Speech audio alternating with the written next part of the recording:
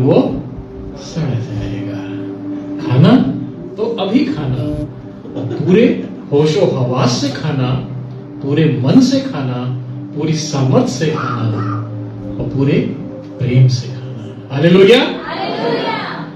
आज बड़ा मुकद्दस और मुबारक दिन है, जिसको आज की तारीख में क्या बोला जाता है? Father's Day. अगर हम बाइबल के हिसाब से देखें, मसीही ईमान के हिसाब से देखें, तो कोई भी ऐसा दिन नहीं है जो पिता का ना हो, क्योंकि हमारा पिता हमारा निगहबान है। हमें मुश्किलों में, परेशानियों में लेके चलने वाला पिता है, हमें संभाल के रखने वाला पिता है। और यदि हमारे पिता की मोहब्बत, हमारे पिता की आशीषें, हमारे पिता की, परमेश्वर पिता की बरकतें अगर हमारे साथ न हो, तो यकीन जानिए हम अगले दिन का शुभ सूरज देखने के काबिल नहीं है। तो हमारे ईमान के हिसाब से हर दिन हमारे पिता का है, पिता की बरकतों का है, पिता की मोहब्बत का है, पिता की आशीषों का है। लेकिन इतिहास में आज का दिन विशेष रूप से फादर्स डे के रूप में मनाया जाता है, पिता के दिन के। इसके पीछे थोड़ी सी हिस्ट्री है। हिस्ट्री क्या है कि अमेरिका में एक शहर है वर्जीनिया, ठीक है? वर्जीनिया में एक हादसा हुआ था बहुत साल पहले। वर्जीनिया के आउटर्स का, बाहरी क्षेत्रों में कुछ खदानें हैं। उन खदानों में कुछ मजदूर काम कर रहे थे और ऐसा हुआ कि वो खदानें ढह गई।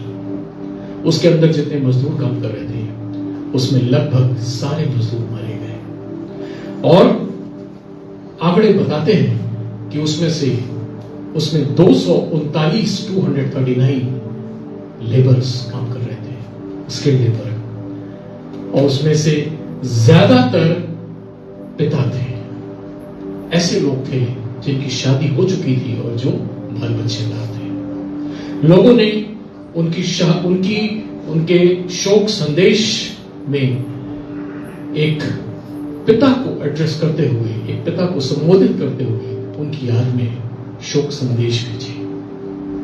और ये एक ऐसी घटना थी जिसको बाद में अमेरिकन गवर्नमेंट में, वहां की सीनेट में ये पास किया गया कि आज का दिन फादर्स डे के रूप में सारे विश्व में मनाया जाएगा, और वो आज का दिन है।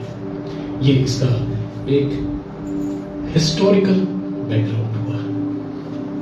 हमारी बाइबल के हिसाब से अगर देखें, तो हमारी बाइबल में बहुत सारे ऐसे एग्जाम्पल्स हैं, बहुत सारे ऐसे पिता के एग्जाम्पल्स हैं जो हमें एक आइडियोलॉजी देते हैं, एक आदर्श पिता, और एक आदर्श पिता के रूप में परिवार को और एक कलीसिया को या समाज को स्थापित करने की नसीहत देते हैं, उसका प्रमाण देते हैं। हम छोटी छोटी एग्जाम्पल्स आपको बहुत जल्दी देते हुए चलेंगे। आप शुरुआत में देखें निर्गमन की पुस्तक में अगर, तो वहां पे आपको मूसा का कैरेक्टर दिखाई देगा। आपको मालूम है मूसा एक ऐसा व्यक्ति था जिसको परमेश्वर ने चुना था अपनी योजना के लिए। योजना क्या थी? मिस्र से इजरायलियों को निकालने की। मूसा का अपना एक परिवार था, मूसा के अपने बच्चे थे, अपनी बीवी थी। लेकिन खुदा ने क्या हुआ, जब मूसा को चुना तो मूसा अपना परिवार और अपने बच्चों को छोड़ करके इजरायलियों को निकालने के लिए मिस्र में गया। और वहां से परमेश्वर की योजना और परमेश्वर की सामर्थ, ये सारी स्टोरी आपको पता है किस तरह से वो निकाल करके 40 साल जंगलों में भटकते हुए वो उस देश को पहुंचे जहां परमेश्वर ने देने का वायदा किया था। और आज भी मूसा को इजरायलियों के आदि पिता के रूप में देखा जाता है। एक ऐसा पिता जिसने लाखों इजरायलियों को मिस्र देश से, गुलामी से निकाला परमेश्वर की अगुवाई में। मूसा एक ऐसा कैरेक्टर था, एक ऐसा व्यक्ति था जो अपने बच्चों से, उसके बच्चे यानी इजरायली प्रजा बेहद प्यार करता था। और इसका एक बहुत खूबसूरत एग्जाम्पल देखने में आता है कि एक वक्त ऐसा आया जब इजरायलियों ने भयंकर पाप किया परमेश्वर की निगाह में, और परमेश्वर बहुत क्रोधित हुआ। उसने कहा, मैं इन सारे इजरायलियों को मार डालूंगा। उन्होंने तमाम मूर्तियां बना ली, मूर्ति पूजा करने लगे और अन्य देवताओं की ओर गए। परमेश्वर बहुत नाराज हुआ। परमेश्वर ने कहा, मैं इजरायलियों को आज मार डालूंगा। आपको पता है, वो निर्गमन की पुस्तक में उस वाक्य को पढ़ें, मूसा इजरायलियों के लिए खुदावन से लड़ गया। खुदावन ने कहा कि मैं इनको मार डालूंगा। मूसा ने कहा कि खुदावन, क्या तू भूल गया कि तूने इनके साथ वायदा किया है कि इनको कनान प्रदेश में लेके जाएगा? क्या उस वायदे को तो भूल गया? खुदा ने कहा, नहीं, मैं नहीं भूला, लेकिन उन्होंने ऐसा पाप किया जिसके कारण मैं मार डालूंगा। कहा, ठीक है, यदि तू मारना ही चाहता तो मेरा भी नाम इस जीवन की पुस्तक में से काट दे। अगर तू इनको मारना चाहता है तो पहले मुझे मार। कितना खूबसूरत कैरेक्टर था। मूसा अपने बच्चों के लिए परमेश्वर से लड़ गया, और परमेश्वर को मूसा की बात माननी पड़ी। परमेश्वर को इस बात पे एग्री हुआ जाकर के, ठीक है, मैं इनको नहीं मानूंगा, मैं इनको वायदे के मुताबिक उस देश में लेकर के जाऊंगा। कुछ नियम और शर्तें थी, लेकिन परमेश्वर मूसा के आगे झुक गया, एक बाप के आगे झुक गया। हम अब्राहम का एग्जाम्पल देखें। अब्राहम को 100 साल में जाके औलाद हुई। परमेश्वर ने अपना वायदा 100 साल में। अब आप सोच सकते हैं, जब 100 साल में किसी को औलाद हुई तो कितनी प्रेशियस, कितनी कीमती, बेशकीमती चीज होगी उसके जीवन के लिए। और खुदा ने अब्राहम से कहा, अब्राहम, मुझे ये तेरा बेटा कुर्बानी के लिए चाहिए, मुझे तेरे बेटे की कुर्बानी चाहिए। अब्राहम ने एक बार भी खुदा से क्वेश्चन नहीं पूछा। हमारे धर्मशास्त्र में कहीं नहीं लिखा है कि खुदा से उसने कोई क्वेश्चन पूछा हो कि तूने इतनी देर से दिया, इतनी मशक्कत के बाद दिया, अब तू उसे वापस क्यों ले रहा है? कुछ नहीं पूछा। अब्राहम ने पूछा, कब और कहां? खुदा ने कहा, मोरिया पर्वत पे तू बेटे को लेके आ जाना। अब्राहम ने तुरंत अपने बेटे को घोड़े पे लादा, गधे पे लादा और लेकर के चला। न उसने अपनी वाइफ को बताया, न बेटे को बताया किस पर्पस के लिए जा रहा है। और जब वहां पर्वत पे वो पहुंचा तो परमेश्वर उसकी आज्ञाकारिता से बहुत प्रसन्न हुआ। और फिर उसने कहा, अब्राहम, देख, वहां झाड़ी में एक बछड़ा है, उसको ले आ और उसकी कुर्बानी दे और अपने बेटे को ले जा। यहां पे अब्राहम का जो एक पिता का कैरेक्टर है वो हमें ये दिखाई देता है, किस तरह से उसने अपने सांसारिक पिता के रूप में और अपने आत्मिक पिता के किससे जो संबंध है, कितनी खूबसूरती से उसको उसके बीच में सामंजस्य स्थापित किया। सांसारिक पिता होने का उसका दायित्व बहुत बड़ा था, लेकिन उससे भी बड़ा दायित्व था जो उसका आत्मिक पिता था, वो उसकी बातों को माने। और जब उसने उसकी बातों को माना तो उसके सांसारिक पिता होने की एक संपूर्णता, एक कंप्लीटनेस उसमें दिखाई देने लगी। एक और छोटी सी घटना थी हन्ना और पनिन्ना की। हन्ना और पनिन्ना, इसकी स्टोरी आपको मालूम है।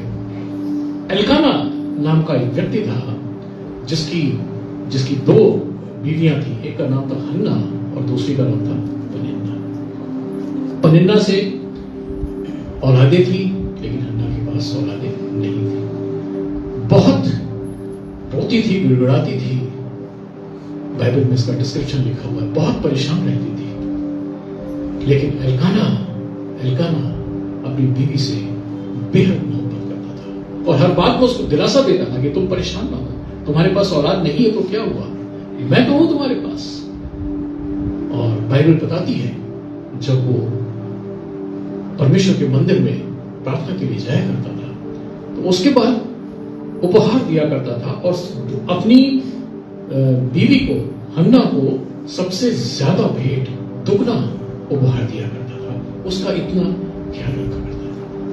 और जब बाद में हम देखते हैं कि हन्ना की दुआ सुनी गई और शमूएल पैदा हुआ, और जैसा कि हन्ना ने वायदा किया था खुदावंद से कि मैं इस औलाद को मंदिर में ले जाकर देखूंगी।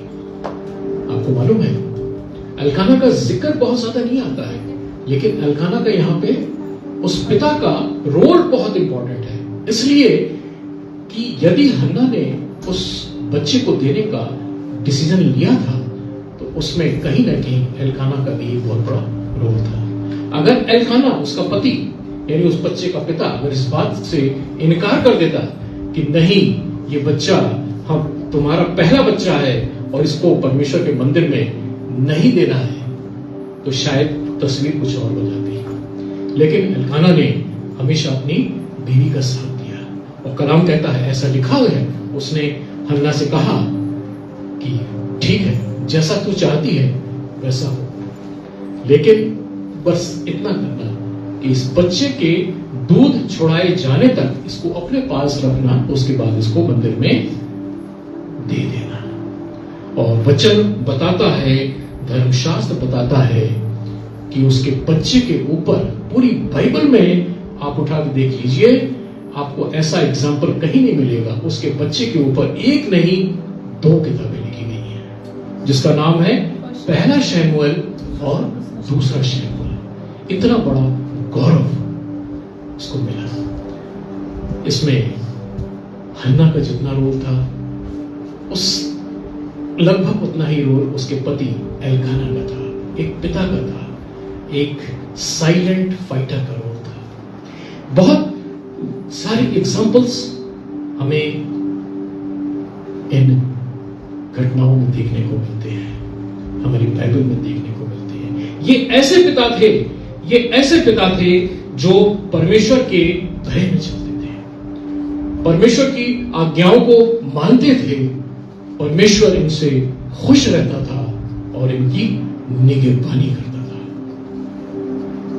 और इन्होंने इस बात को साबित कर दिया, इस बात को ये प्रूफ करके ये एक एग्जाम्पल हमारे सामने रखा, किस तरह से एक पिता जो सांसारिक पिता होने का एक रोल अदा करता है और किस तरह वही पिता अपने आत्मिक पिता से संबंधों को सामंजस्य किस प्रकार से बैठाता है।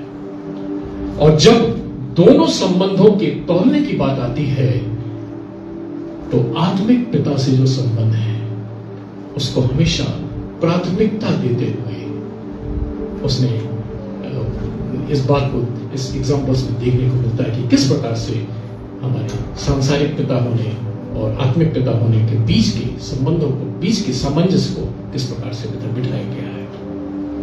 और जब हम अपने आत्मिक पिता यानी परमेश्वर पिता से संबंधों को बिठाने में, एक सामंजस्य बिठाने में हम पूरी तरह से सक्षम हो जाते हैं, तो यकीन जानिए हमारे सांसारिक पिता होने के गुण अपने आप पूरे होने लगते हैं, अपने आप वो सारी चीजें एक कंप्लीट होने लगती हैं, एक परिपूर्णता में आने लगती हैं। हमारे इस चीज को बड़ी शिद्दत से मैंने महसूस किया है अपनी लाइफ में, अपने तजुर्बे में।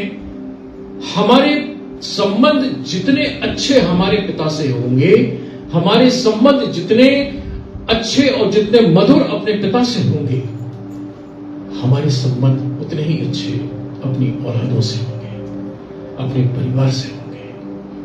अगर हमारे संबंध अपने पिता से अच्छे नहीं हैं, हमारा एक कम्युनिकेशन गैप है, मतलब हम अपने पिता से, हम अपने स्वर्गीय पिता से यदि बातें नहीं करते हैं, प्रार्थना नहीं करते हैं, अपने दिल की बातों को उसके साथ शेयर नहीं करते हैं, तो यकीन जानिए हमारे बच्चे, हमारा परिवार कभी हमारे साथ इन बातों को शेयर नहीं करेगा। हम यदि प्रार्थना नहीं करते हैं, हम यदि बाइबल नहीं पढ़ते हैं, हम खुदा के वचनों से दूर जाते हैं, तो यकीन जानिए हमारे बच्चे हमसे और खुदा के वचनों से उससे ज्यादा दूर चले जाएंगे। ये एक बहुत बड़ा फैक्ट है, ये एक बहुत बड़ी सच्चाई है। आप सबके सामने एक आईना रखा है, इसमें झांकने की कोशिश करिए। हमारे आपके संबंध अपने स्वर्गीय पिता से कैसे हैं? हम सवेरे होने से लेके रात होने तक के बीच में कितना वक्त अपने पिता को देते हैं? कितनी बार हम उसे याद करते हैं? कितनी बार उसके सामने अपनी परेशानियों को, अपनी दिल की बातों को रखते हैं? कितनी बार हम उसका धन्यवाद करते हैं? हर छोटी से छोटी और हर बड़ी से बड़ी अपने जिंदगी के निर्णयों में हम कितनी बार उसको शामिल करते हैं? हम जितनी बार अपने पिता से अपने दुख दर्द को शेयर करेंगे, आप यकीन जानिए हमारा परिवार, हमारे बच्चे हमारे उतने नजदीक और उतने एक क्लोज बॉन्डिंग में आएंगे। हालेलुया। हमने बहुत से एग्जाम्पल्स हमने देखे हैं। बेटा बाप से बात नहीं करता है। There is a big communication gap between the children and parents. बच्चों के बीच में और बाप के बीच में एक बहुत बड़ा गैप है, एक बहुत बड़ी खाई है। बच्चा अपने बाप से अपने दिल की बात शेयर नहीं करता है। बाप जैसे ही घर में आता है, बच्चा अगर एक कमरे में है तो दूसरे कमरे में भाग जाता है। कुछ बातें ऐसी होती हैं जो परवरिश में उनको दूर कर देती है। जैसे बच्चा अगर बदमाशी करता है तो पेरेंट्स अक्सर ये कहते हैं अभी पापा को आने दो, उसके बाद पता चलेगा। यानी पापा का जो एक चेहरा है क्या होता है, एक विलन के कैरेक्टर के रूप में उसके सामने पेश होता है। पापा को आने दो तब बताएंगे। अभी तुम बहुत बदमाशी कर लो, लेकिन जैसे ही पापा आएंगे बेल्टों से निकाल के तुम्हारी हजामत होगी। होता मैक्सिमम घरों में होता है। होता क्या है, बेटा बाप से दूर होता चला जाता है, एक गैप होता चला जाता है, एक खाई बढ़ती चली जाती है। बाप जब घर में आता है, जिनके घर में बेटियां हैं, बेटियां क्या करती हैं, जल्दी डैडी आ गए, ठंडा पानी ला के देंगे, डैडी पानी पी लो, डैडी आज थक गए हो, हर चल पूछती है, बाप के पास आती है। एक नेचुरल इंक्लिनेशन बाप का बेटियों के प्रति हो जाता है। होता है, मैक्सिमम घरों में होता है ऐसा। लेकिन बेटा क्या करता है, बाप आए, अरे बाप रे बाप, आज तो हॉरर शो आ गया, भागो जल्दी। अब तो गए काम से, आज ये शिकायत होगी हमारी और हो गई मेरी छुट्टी। ऐसा होता है। होता क्या है, जो चेहरा बाप का ऊपर से दिखाई देता है, एक्चुअली अंदर वो होता नहीं है। नारियल देखा है, नारियल कितना कड़क होता है ऊपर से, लेकिन जब नारियल को तोड़ो तो क्या निकलता है, पानी निकलता है। एग्जैक्टली यही चीज होती है बाप के साथ। बाप दिखता तो बहुत कड़क है, लेकिन अंदर से एकदम नरम पानी होता है। बहुत सारी बातों में बाप को दुख होता है, बहुत सारे तनावों में दुख होता है, क्योंकि बाप का क्षेत्र बहुत ज्यादा बटा हुआ होता है। माँ का क्षेत्र एक सीमित होता है, ठीक है, उस परिवार में अगर माँ है उसका क्षेत्र सीमित होता है, लेकिन बाप का क्षेत्र क्या होता है, बहुत ज्यादा बढ़ जाता है। एक बेटे के रूप में, एक भाई के रूप में, एक चाचा के रूप में, या अन्य रिश्तों में। इन सभी दायित्वों को मिला के चलना एक बहुत बड़े दबाव का कारण बनता है, जिसको बाप अक्सर एक्सप्रेस नहीं करता है। ये भाव वो अपने चेहरे पे नहीं आने देता है।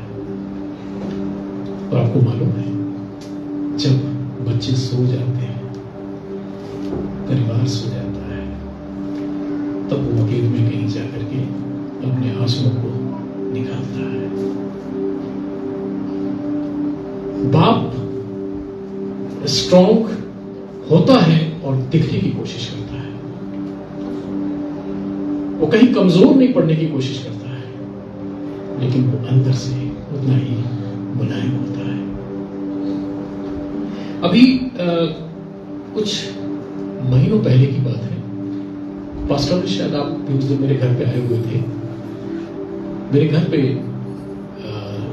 डिग्री कॉलेज के ही एक एम्प्लॉय है, वो आए अपने बेटी की शादी का कार्ड देने, शायद 1 साल पहले की बात है। मिस्टर संजय नाम था उनका। बातचीत होने लगी,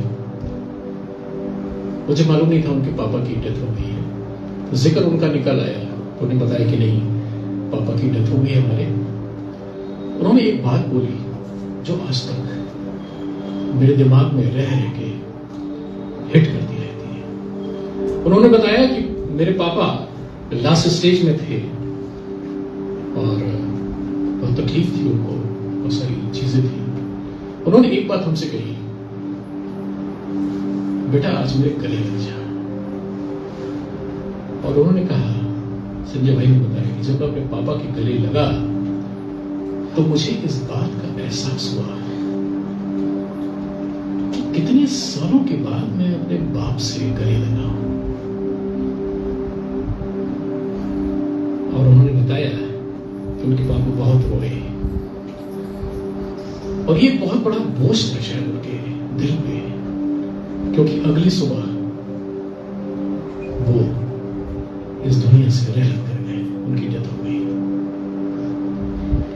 एक बाप अपने दिल में बहुत सारी चीजें संजोए रहता है, बहुत सारी बातों को संजोए रहता है, बच्चों के प्रति, परिवार के प्रति, समाज के प्रति और अपने रिश्तों के प्रति। और इन सारी चीजों को लपेटे हुए वो एक परफेक्ट बनने की कोशिश करता है। आज के दौर में बहुत सारे बच्चों को मैंने देखा, वो कहते हैं अरे पापा तो आउटडेटेड हो गए हैं, पापा को कलर कॉम्बिनेशन का ध्यान नहीं, पापा ने अंग्रेजी की ये वर्ड यहां गलत गलत बोल दिए, पापा को यह भी नहीं मालूम कि मोबाइल पे पिक्चर कैसे सेंड करते हैं, बताइए। बहुत सारे बच्चों को मैंने देखा। आपको मालूम है, आपके बच्चे आपकी कॉपी है, आपका डीएनए है। आज मुझे याद है, मैं नौकरी करने जब जाता था तो साइकिल पे जाता था, लेकिन मेरे बच्चों ने शायद ही कभी साइकिल चलाई। मैं जब नौकरी करने जाता था तो पंखे की हवा भी नहीं थी जहां पे मैं बैठता था। आज शायद बच्चे एसी में बैठते हैं। मैं जब पढ़ने जाता था तो कहीं कहीं टाट की बोरियां होती थी जिसमें बैठ के पढ़ना पड़ता था, लालटेन होती थी जिसपे आंख गड़ा करके देखना पड़ता था क्या लिखा है। आज के बच्चों को लालटेन मालूम ही नहीं कैसी होती है, वो कहीं संग्रहालय में रखी है। अगर लाइट नहीं है तो शायद वो नहीं पढ़ेंगे। उनकी पढ़ाई अब लैपटॉप पे होती है। आपको मालूम है, आज के बच्चे शायद वहां पे हैं जहां पे हम कभी थे भी नहीं या कभी सोच भी नहीं सकते थे। लेकिन एक बात बड़ी सत्य है, आपके बच्चे या हमारे बच्चे हमारे डीएनए से निकला हुआ ही एक रूप है। अगर वो आपसे बेहतर मुकाम पे, बेहतर एजुकेशन स्टेटस पे या किसी बेहतर जगह पे हैं तो इसमें आपकी जीत है, क्योंकि आपका डीएनए वहां तक उनको पहुंचा के ले गया है। Praise the Lord. हमारे बच्चे हमसे अगर 10 गुना बेहतर स्थिति में हैं, इसमें उनकी काबिलियत नहीं है। ये जीन्स आपके हैं। आपने कभी इस चीज को सोचा होगा, शायद ये बच्चे वहां पहुंचे, शायद ऐसा हो, और आपके ख्वाब आपके डीएनए के द्वारा आज उनमें पूरे होते दिखाई देते हैं। सो बच्चे कभी इस बात पे घमंड ना करें कि हमारी एजुकेशन इतनी अच्छी है, पापा तो आउटडेटेड हो गए। एक जनरेशन गैप दिखाई देता है। बच्चे बाप से बातों को शेयर नहीं करना चाहते हैं। बच्चे बाप से अपने दिल की बातों को कहना नहीं चाहते हैं। यह बहुत बड़ी समस्या है और इसके लिए काफी हद तक पेरेंट्स भी जिम्मेदार होते हैं। जब आपको बच्चों को टाइम देने का वक्त था, तब या तो आप अपने टीवी में घुसे हुए थे, अपने मोबाइल में घुसे हुए थे, या शायद अपने दोस्तों की किसी पार्टियों में घुसे हुए थे। जो वक्त आपको अपने बच्चे के साथ बिताने का था, आपने उसको कहीं और बिता दिया। मुझे याद है हमारे यहां टीवी बहुत चला करता था, लेकिन जिस दिन इस बात को हमने रियलाइज किया, उस दिन से हमारे यहां टीवी चलना बंद हो गया। मेरे ख्याल से आज लगभग 15-17 साल हो गए हमारे घर में टीवी कोई नहीं देखता। सिर्फ इसलिए कि यदि टीवी चलेगा तो हम अपने बच्चों से बातें कम करेंगे, हम अपने बच्चों के साथ अपने टाइम को व्यतीत कम करेंगे। आज टीवी की जगह मोबाइल ले लेनी है। एक परिवार में अगर 4 लोग हैं, हस्बैंड वाइफ और बच्चे, तो रहेंगे तो एक कमरे में, लेकिन चारों अलग अलग रहेंगे। कोई व्हाट्सएप पे बिजी है, कोई फेसबुक पे बिजी है, कोई अपने कुछ और। हमने अपने बच्चों को टाइम कब दिया? कभी उनको गले से लगा के उनकी समस्याएं पूछी? इन चीजों को दूर करिए। आप सभी से गुजारिश है, इन चीजों को दूर करिए। एक वक्त बनाइए जिसमें हम अपने बच्चों के साथ एक क्वालिटी टाइम बिता सकें। एक छोटा सा एग्जांपल मैं अपना देना चाहता हूं। मेरे घर में 2 टाइम ऐसा है जिसमें मोबाइल या कोई चीज अलाउड नहीं है। वो एक टाइम है खाने का टाइम, और दूसरा टाइम है शाम की चाय का टाइम। ये 2 टाइम ऐसा होता है जिसमें हम सारे परिवार के लोग, बच्चे, हम लोग बैठ के आपस में कम्युनिकेट करते हैं, बातें करते हैं। आपके साथ क्या प्रॉब्लम है, आपके साथ क्या प्रॉब्लम है, आपने क्या फील किया, आपने क्या फील किया, और बच्चे अपने दिल की हर बातों को शेयर करते हैं। अच्छी या बुरी हर बातों को शेयर करते हैं। और यकीन जानिए, ऐसा करना बहुत जरूरी है हर एक फैमिली में। आप ऐसा करके देखिए, आपकी फैमिली का सिनेरियो बदलने लगेगा। हालेलुया। और मैं ये सिर्फ एक फैमिली की ही नहीं बात कर रहा हूं, ये अपने पिता की भी बात कर रहा हूं, परमेश्वर पिता की बात कर रहा हूं। हम मोबाइल और टीवी से निकल करके अपने परमेश्वर पिता के साथ समय बिताना शुरू करें। ये बहुत जरूरी है, क्योंकि हम अपने दिल की बात जब तक अपने पिता को कहेंगे नहीं, वो हमारी समझेगा कैसे? इस बात को वो खुद कहता है कि तुम मांगते नहीं तो हम देंगे कैसे? तुम मांगते नहीं इसलिए तुम्हें दिया नहीं जाता। तुम कहते ही नहीं हो हमसे, अपना दर्द हमसे बताते नहीं हो। बताओ तो, मैं यहां बैठा हूं उसके सॉल्यूशन के लिए। ये बहुत सारी बातें हैं जो हमारे मानवीय पिता होने के नाते हमारे सामने आती है।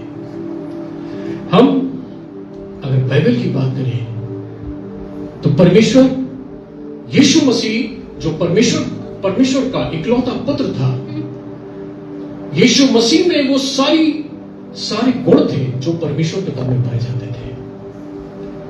परमेश्वर पिता के सारे गुण यीशु मसीह में पाए जाते थे। एग्जैक्टली हमारे और हमारे बच्चों के साथ भी ऐसे ही होता है। जो पिता के गुण हैं अगर हम बायोलॉजिकल व्यू से देखें तो हमारे 60% पिता के 60% गुण उसके बेटे में ट्रांसफर हो जाते हैं, ट्रांसफर हो जाते हैं। यीशु मसीह में परमेश्वर पिता के गुण विद्यमान थे। प्रेम, करुणा, दया, क्षमा, ये सब परमेश्वर के गुण हैं जो परमेश्वर में पाए जाते हैं। और यीशु मसीह ने इन गुणों को अडॉप्ट किया। कैसे अडॉप्ट किया? कलाम कहता है कि तुम्हारे सामने जीवन और मृत्यु दोनों है, तुम्हें चुनाव करना है। पर वचन आपको बड़ी साफ साफ ताकीद देता है, दोनों चीज आपके सामने परमेश्वर ने रखी है।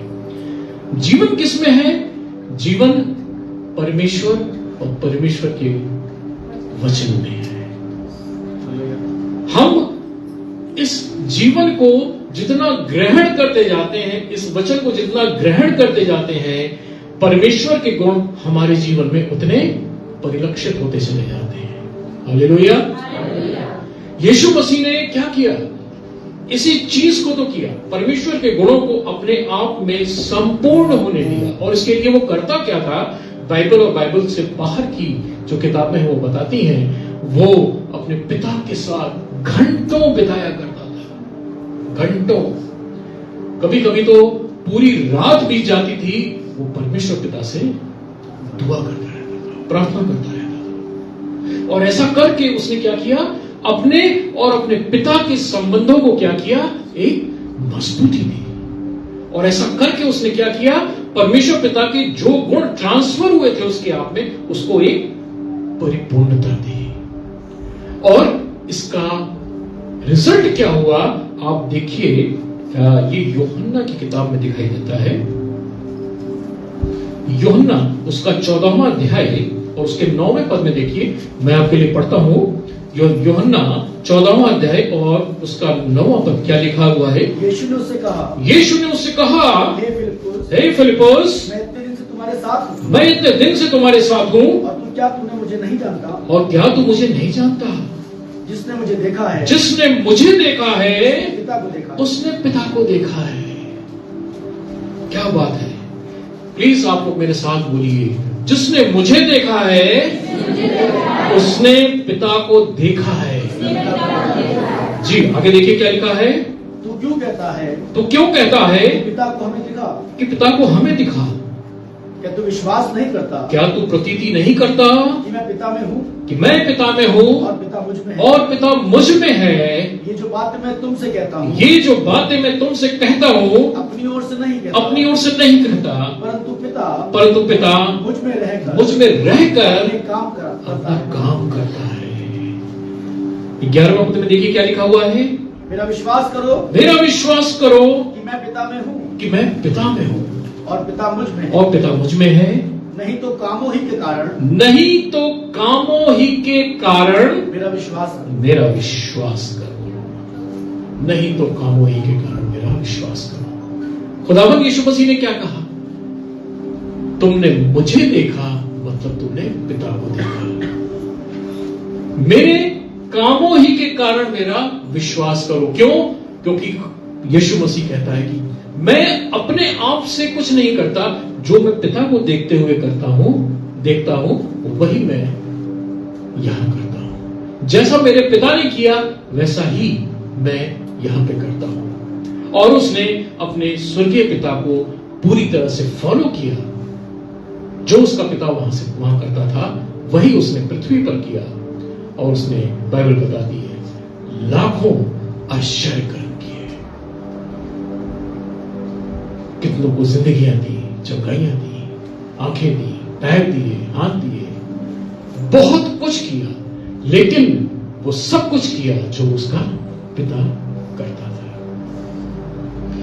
हम अपने बच्चों को जब कहते हैं कि बहुत बदमाश है, पादरी साहब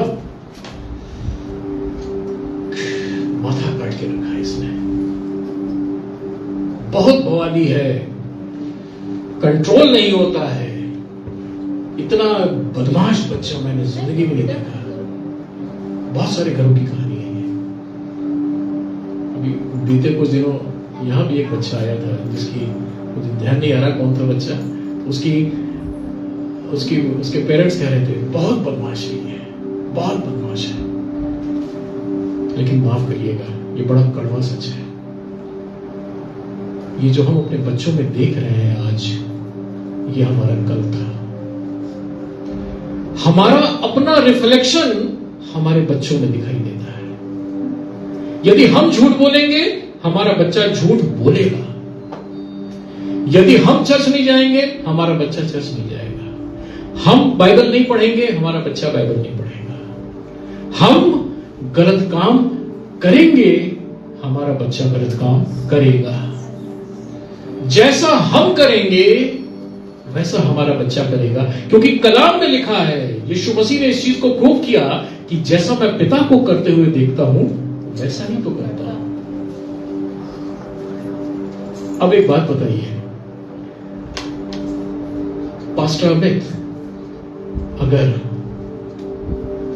प्रवचन दे रहे हैं, अच्छी अच्छी बातें सिखा रहे हैं, अच्छे अच्छे गाने सिखा रहे हैं, लोगों को चंगाइयां दे रहे हैं, लोगों से अच्छी अच्छी बातें करके उनकी दुआएं ले रहे हैं, तो उनका बच्चा क्या करेगा?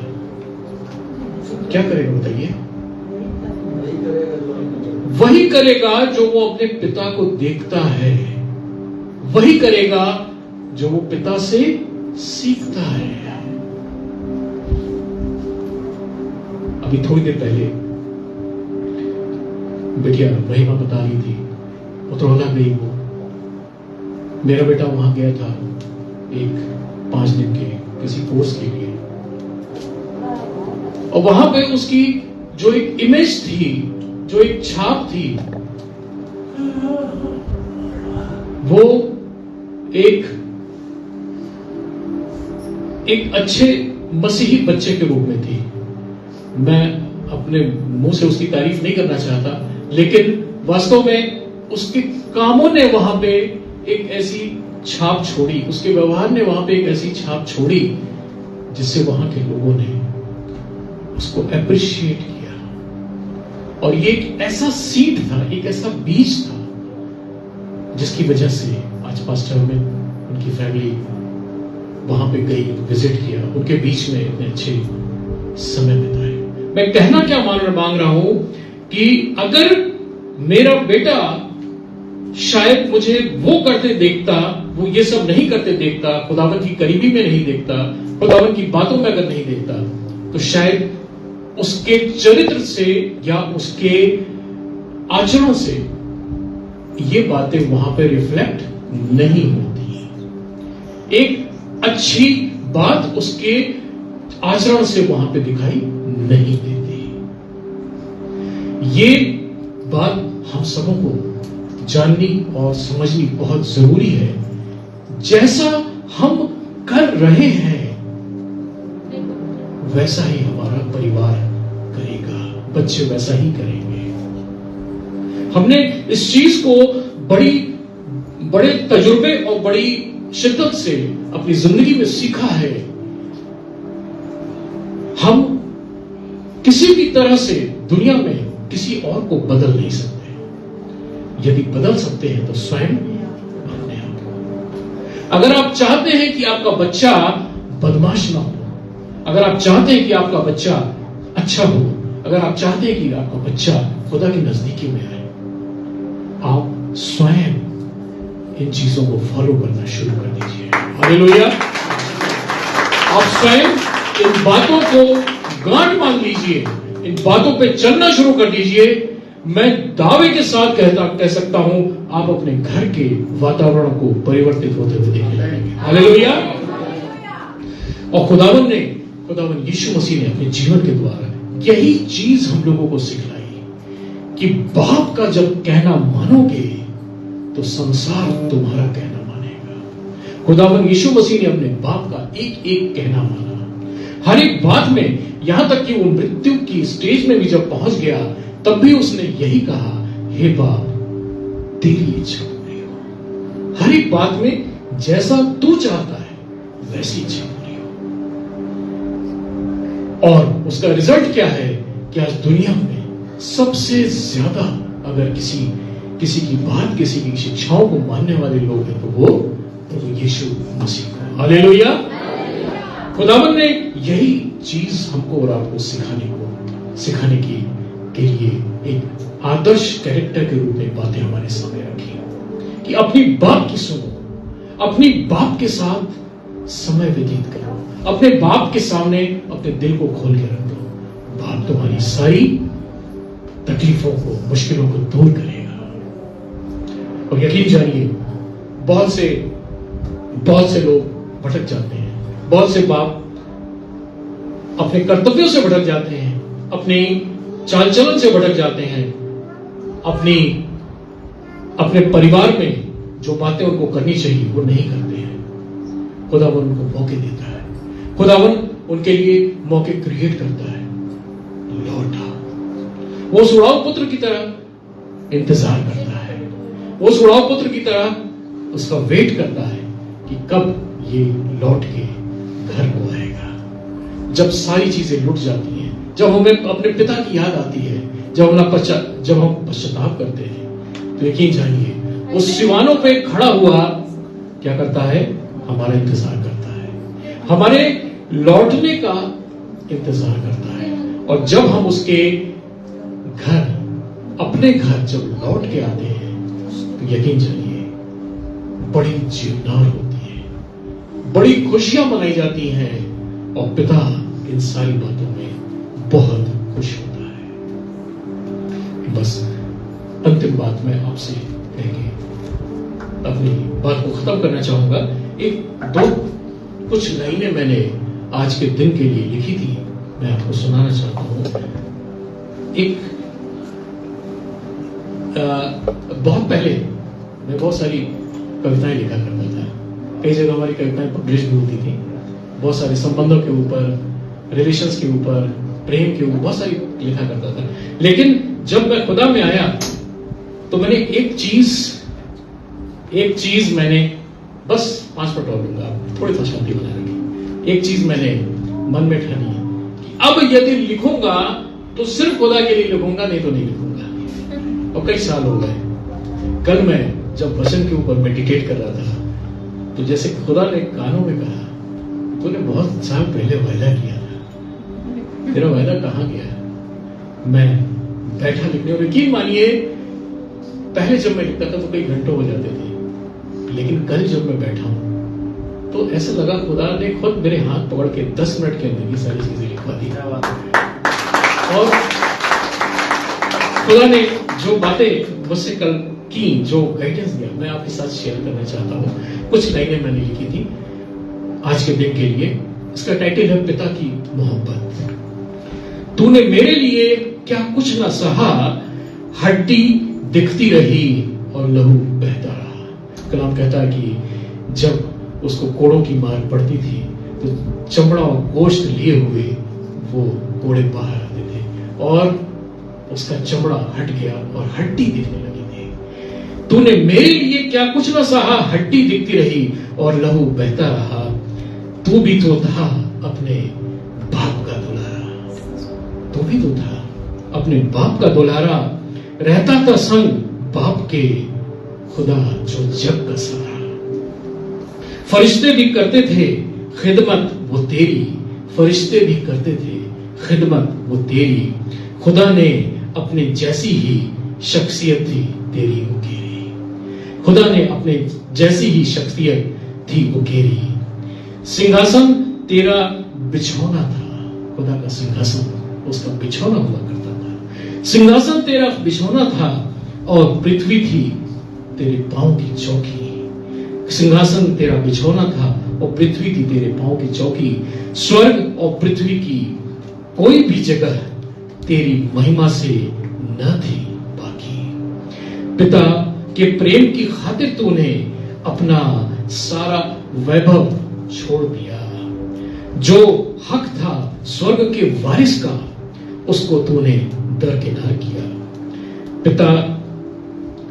पिता के हुक्म की तामील करके, पिता के हुक्म की तामील करके हमारे बीच में तूने डेरा किया। समझाया हमें पिता की मोहब्बत को और उसी बेइंतहा मोहब्बत का पैगाम दिया। हर कष्ट और हर बात में बस यही कहा, पिता तेरी इच्छा पूरी हो। हर बात में तू इतना आज्ञाकारी रहा ताकि पिता की स्वर्ग में हमेशा बड़ाई हो। ये कहानी है उस बाप की जिसने बेटे के वसीले से दुनिया जीत ली, जिसने बेटे के वसीले से दुनिया जीत ली। ये योजना है उस पिता परमेश्वर की जिसने मृत्यु पर भी अनंत विजय प्राप्त की। पिता ने अपने इकलौते पुत्र के द्वारा हम सबको ये संदेश दिया। पिता ने अपने इकलौते पुत्र के द्वारा हम सबको ये है संदेश दिया, ले ली मृत्यु पर विजय अनंत जीवन के द्वारा। अपने पुत्रों के लिए पिता ने सब कुछ पूरा किया। पिता आज भी बाहें फैलाए हमको पास बुलाता है। पी लो जल अनंत जीवन का ये विश्वास दिलाता है। इंतजार है उसे भटके बेटों का, जब वो वापस आएंगे। जीवनान होगी, संगीत बजेगा, स्वर्ग में सब खुशियां मनाएंगे, स्वर्ग में सब खुशियां मनाएंगे। खुदा अपने वचन के द्वारा हम सबों को बहुत बरकत दे, आशीष दे।